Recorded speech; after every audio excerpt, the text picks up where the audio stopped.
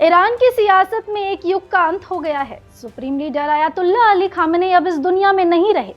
America और Israel के हमलों के बाद उनके निधन की खबर ने मिडिल ईस्ट ही नहीं बल्कि भारत की राजनीति और कूटनीति में भी हलचल मचा दी है।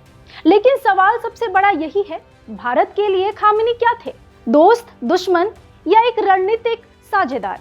खामेनी के निधन की खबर जैसे ही सामने आई, जम्मू कश्मीर के शिया बहुल इलाकों में शोक का माहौल देखने को मिला।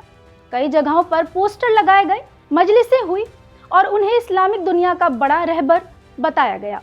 भारत का शिया समुदाय लंबे समय से उन्हें एक धार्मिक मार्गदर्शक मानता रहा है, इसलिए उनके निधन की गूंज तेहरान जितनी ही श्रीनगर और पुलवामा में भी सुनाई दी। लेकिन अगर व्यापक भारतीय नजरिए से देखें तो तस्वीर दो हिस्सों में बटी हुई नजर आती है। एक वर्ग के लिए खामेनी सख्त और कट्टर नेतृत्व का प्रतीक थे।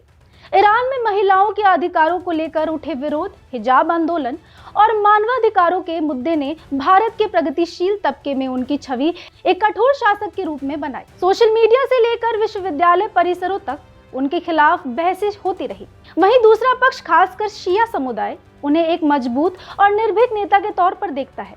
समर्थकों का मानना था कि उन्होंने अमेरिका और इजराइल के दबाव के आगे कभी घुटने नहीं टेके और फिलिस्तीन के सवाल पर खुलकर आवाज उठाई।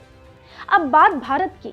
भारत ने हमेशा संतुलन की नीति अपनाई। खामेनी ना तो दोस्त थे न दुश्मन, वे भारत के लिए एक अहम रणनीतिक साझेदार थे। उनके कार्यकाल में भारत और ईरान के बीच चाबहार पोर्ट परियोजना ने रफ्तार पकड़ी। यह बंदरगाह भारत को अफगानिस्तान और मध्य एशिया तक सीधी पहुंच देता है और पाकिस्तान को बाईपास करते हुए। ऊर्जा सुरक्षा के लिहाज से भी ईरान भारत के लिए अहम रहा। अमेरिकी प्रतिबंधों के बावजूद भारत ने तेल आयात और व्यापारिक रिश्तों को बनाए रखने की कोशिश की। हालांकि रिश्तों में खटास भी आई। कश्मीर मुद्दे पर खामेनी के बयान अक्सर भारत को असहज करते रहे। भारत ने इन टिप्पणियों को अपने आंतरिक मामलों में दखल देना बताया और कूटनीतिक विरोध भी दर्ज कराया। यानी रिश्ते भावनाओं से ज्यादा रणनीतिक पर टिके थे। अब खामेनी के बाद ईरान की सत्ता किस दिशा में जाएगी, यह भारत के लिए बेहद अहम सवाल है। अगर नई नेतृत्व व्यवस्था पश्चिम के साथ तनाव कम करती है तो भारत ईरान व्यापार और कनेक्टिविटी को नई गति मिल सकती है। लेकिन अगर टकराव बढ़ता है तो इसका असर तेल कीमतों से लेकर क्षेत्रीय सुरक्षा तक दिखाई देगा।